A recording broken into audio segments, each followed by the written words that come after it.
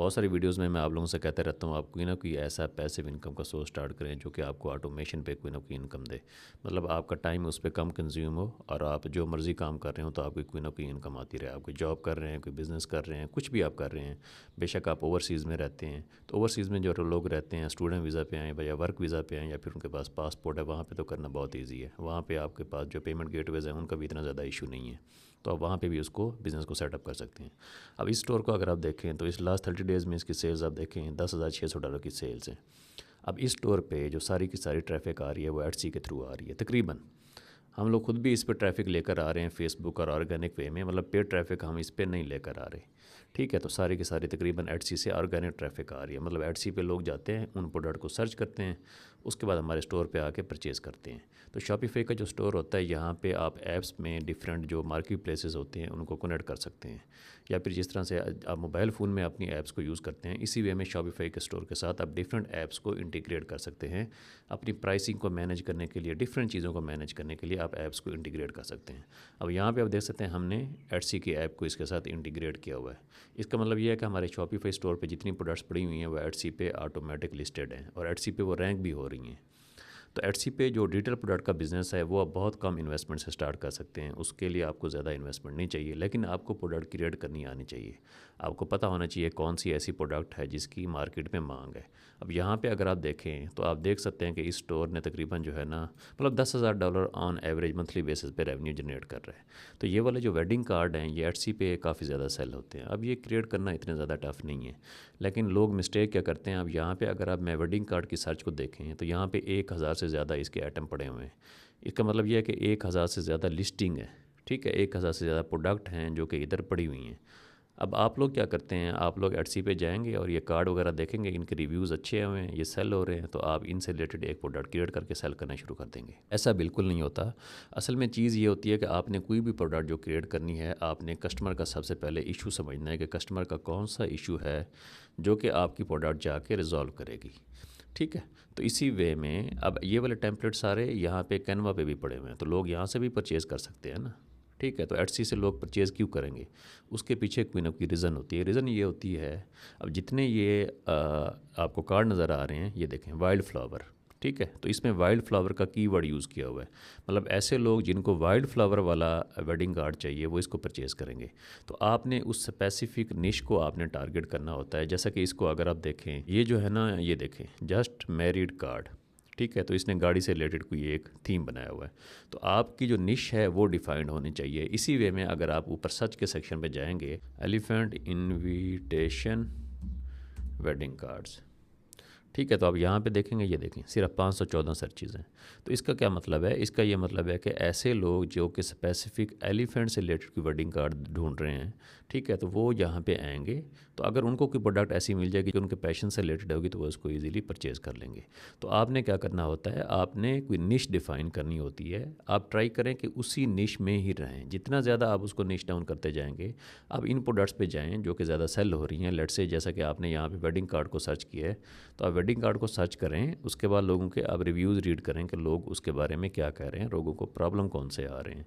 ये वाला जो बिज़नेस है, इसमें जो आपकी मेन चीज़ होती है वो आपकी प्रोडक्ट होती है। अगर आपकी प्रोडक्ट ही अच्छी नहीं है, अगर आपकी प्रोडक्ट मार्केट में उस तरीके से कम्पीट नहीं कर पा रही, तो फिर आपका बिज़नेस किसी काम का नहीं है।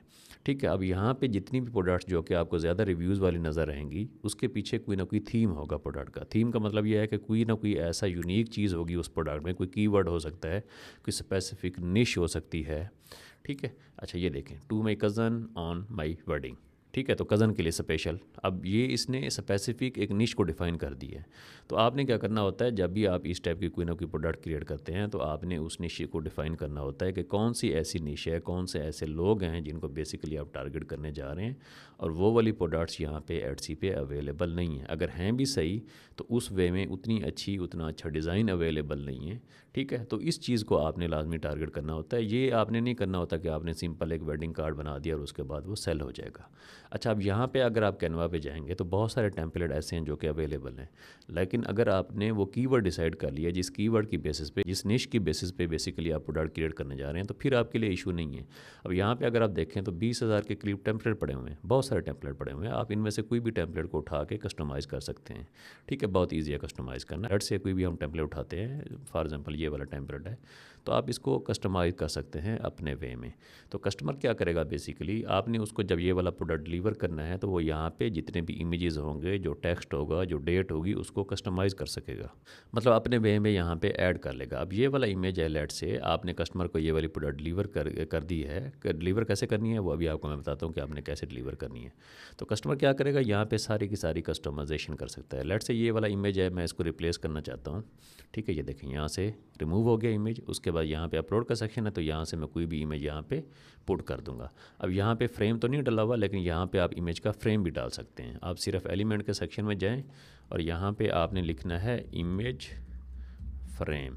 तो फ्रेम क्या होगा, बेसिकली उसी पोजीशन पे वो वाला इमेज जब आप ड्रैग करेंगे तो सिर्फ उसी पोजीशन पे वो लग जाएगा। लेट से हम यहाँ पे लगाते हैं कि इमेज जो है ना वो सिर्फ इस पोजीशन तक आना चाहिए और इससे ज़्यादा नहीं आना चाहिए। ठीक है, तो हम इसको यहाँ पे फ्रेम कर देते हैं इस वे में।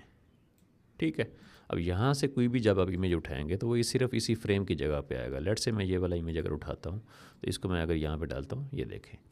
ठीक है, तो इस वे में आप सारी की सारी चीज़ों को कस्टमाइज़ कर सकते हैं अपने वे में। आप उनको डिज़ाइन कर सकते हैं, बना सकते हैं। ठीक है, सब कुछ आप कर सकते हैं। अब इस इमेज को अगर आप देखें तो इस पर फ्रेम नहीं था। ठीक है, ये देखें, ये सिंपल इमेज यहाँ पे पुट किया हुआ है।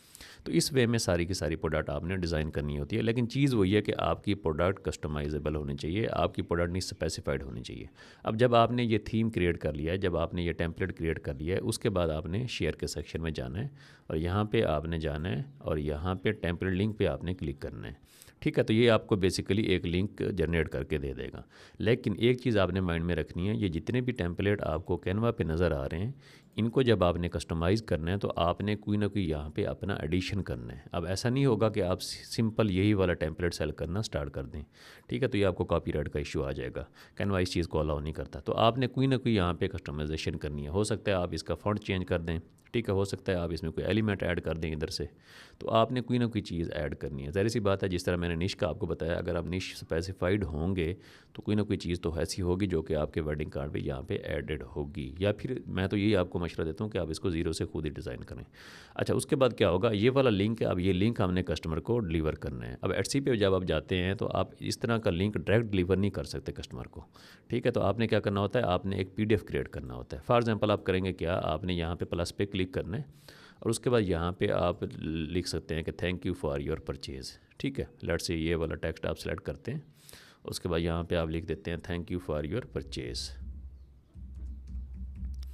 ठीक है, तो इस वे में क्या होगा, अब इसको अब बेसिकली आप क्या करेंगे, इसको आप लिंक कर सकते हैं यहाँ से। यहाँ पे आप क्लिक करें, उसके बाद इसे अनग्रुप कर दें, उसके बाद यहाँ पे जाएं और यहाँ पे नीचे लिंक का ऑप्शन है, ये देखें लिंक।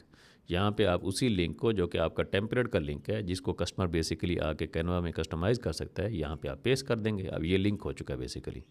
उसके बाद आप शेयर के सेक्शन में जाएँ और यहाँ से डाउनलोड के सेक्शन में जाएँ और यहाँ से आपने उसको PDF में यहाँ से इसको डाउनलोड कर लेना है। ये वाली चीज़ जो है, ये वाली आपने एटसी पे डिलीवर करनी है in the form of digital products. ठीक है, तो ये इतना सिंपल बिजनेस मॉडल है, इतना ज़्यादा कम्प्लेक्स नहीं है, लेकिन चीज़ वही है कि आपने नीड स्पेसिफाइड होना है। अब एटसी पे सिर्फ वेडिंग कार्ड नहीं है, एटसी पे बहुत सारी ऐसी प्रोडक्ट्स हैं जो कि और भी आप सेल कर सकते हैं। आप डिजिटल आर्ट सेल कर सकते हैं, आप प्लानर सेल कर सकते हैं, आप बहुत सारी ऐसी प्रोडक्ट्स हैं, जिस तरह के ये बेबी गिफ्ट्स हैं। अब बेबी गिफ्ट में अगर आप लोग जाएंगे, जैसे कि वॉल आर्ट होती हैं जो कि वॉल पे सिंपल लग जाते हैं, उस वॉल आर्ट में भी डिजिटल प्रोडक्ट्स होती हैं बहुत सारी, जो कि आप लोग सेल कर सकते हैं। ठीक है, तो आपने इस चीज़ को देखना होता है कि अब वो जो वॉल आर्ट आप सेल करेंगे, हो सकता है वो बहुत कम प्राइस का हो, तो कस्टमर जब उसको परचेज़ करेगा उसके बाद उसको अपने वे में वो उसको प्रिंट करवा सकता है, कोई ना कोई चीज़ सर्विस आउटसोर्स करके उसको यूज़ करके। तो आपने सिर्फ क्या करना है, आपने एक डिजिटल प्रोडक्ट सेल कर देनी है, उसके बाद कस्टमर जाने, उसका काम जाने। इसी वे में जो टेम्पलेट होते हैं वो भी मतलब डिजिटल आर्ट ही होते हैं, वो उसी वक्त कस्टमर को डिलीवर हो जाते हैं। अब ये वाला डिज़ाइन है जिस तरह, ये आप in the form of digital art भी सेल कर सकते हैं कि आपने खुद एक बनाया, उसके बाद मग पे लगा दें। वो तो प्रिंट ऑन डिमांड हो जाएगा ना, क्योंकि आपने कोई ना कोई ऐप इंस्टॉल करनी है, जैसे कि प्रिंटी ब्यूटीफाई है, प्रिंटफुल है, जो कि जिसके पास बेसिकली ये मग होगा और आपने उस पर डिज़ाइन कस्टमर को लगा कर डिलीवर करना है, तो उसकी प्राइस थोड़ी सी इंक्रीज़ हो जाएगी। लेकिन आप इनको in the form of detail भी डिलीवर कर सकते हैं। अब यहाँ पे आप देख सकते हैं, ये देखें एड्स बाई एडसी सेलर। तो अगर आपकी प्रोडक्ट अच्छी होगी तो उसके बाद आप एड्स रन कर सकते हैं, और जब आप एडसी पे एड्स रन करेंगे तो एडसी आपसे फर्स्ट डेट को या फिर 15 डेट को चार्ज करेगा एड्स के जितने भी पैसे बन रहे होंगे। तो एडसी पे आप $1 से लेके $25 पर डे तक स्टार्ट कर सकते हैं जब अपने अकाउंट बनाते हैं। उसके बाद आपकी लिमिट इंक्रीज़ होती जाती है। तो ये जो ऐड के पैसे होंगे जब आपकी सेल आ रही होगी, अगर आपकी सेल्स आ जाती है फिर तो एडसी आपसे चार्ज नहीं करेगा, वो जो ऐड के पैसे होंगे वो आपकी सेल में से कट हो जाएंगे। लेकिन अगर आपकी सेल नहीं आती, उसके बाद होगा क्या, उसके बाद आपने फर्स्ट डेट को या फिर 15 डेट को एडसी को पे करना होगा। ठीक है, तो इस वे में बड़ा सिंपल बिजनेस मॉडल है, इतना ज़्यादा कम्प्लेक्स नहीं है। एडसी पे अकाउंट ओपन करने के लिए आपको $15 पे करने होंगे, $15 आप पे करेंगे, उसके बाद वो लाइफ टाइम होगा, आपका अकाउंट ओपन हो जाएगा। उसके बाद ईच लिस्टिंग का एडसी आपसे 0.20 सेंट चार्ज करता है। अब वो जो 0.20 सेंट होते हैं वो भी उसी वे में चार्ज होते हैं, फर्स्ट डेट को या फिर 15 डेट को आपने पे करने होते हैं, लेकिन ये पे लाजमी करने होते हैं, अदरवाइज एडसी आपका अकाउंट सस्पेंड कर देता है। ठीक है, तो जितनी ज़्यादा लिस्टिंग आप क्रिएट कर सकते हैं एडसी पे करें, जितनी ज़्यादा लिस्टिंग क्रिएट करेंगे उतनी ज़्यादा आपकी रैंक अच्छी होगी प्रोडक्ट, उतना ज़्यादा आपको सेल्स आएंगी। लेकिन चीज़ वही है कि आपने एक निश में स्टोर बनाना है। लेट्स से आप अगर वेडिंग कार्ड में जाना चाहते हैं तो सिर्फ वेडिंग कार्ड में ही अपने स्टोर को रखें। उसकी रीज़न ये होगी कि जितने कस्टमर आपके स्टोर पे आ रहे होते हैं वो वेडिंग से रिलेटेड आ रहे हैं। अगर उनको एक कार्ड पसंद नहीं आ रहा तो हो सकता है उनको दूसरा आ जाए, हो सकता है उनको तीसरा आ जाए। अब ये वाली ऐप जो है, ये अलोरा वाली ऐप मैंने यहाँ पे इंस्टॉल की हुई है, ये आप भी इंस्टॉल कर सकते हैं। तो ये क्या करेगी, ये आपको उस शॉप के स्टैट्स शो करते हैं कि इस शॉप की सेल कितनी आ रही है। लेट्स से हमने किसी भी प्रोडक्ट की अगर सेल को चेक करना है, मॉनिटर करना है, तो हम उस शॉप की सेल्स को देख सकते हैं। फॉर एग्जाम्पल जैसा कि ये वाला स्टोर है, तो हम देखते हैं कि ये जो है ना कितनी सेल जनरेट कर रहा है। आप लोग नीचे जाएंगे, उसके बाद इस स्टोर पर आपने क्लिक करना है। यहाँ पर आप क्लिक करेंगे तो यहाँ पे आपको सेल्स का डाटा शो कर देगा। ये कि 40,000 सेल्स हैं, तो हम देख सकते हैं कि ये कितना रेवेन्यू यहाँ से जनरेट कर रहा है।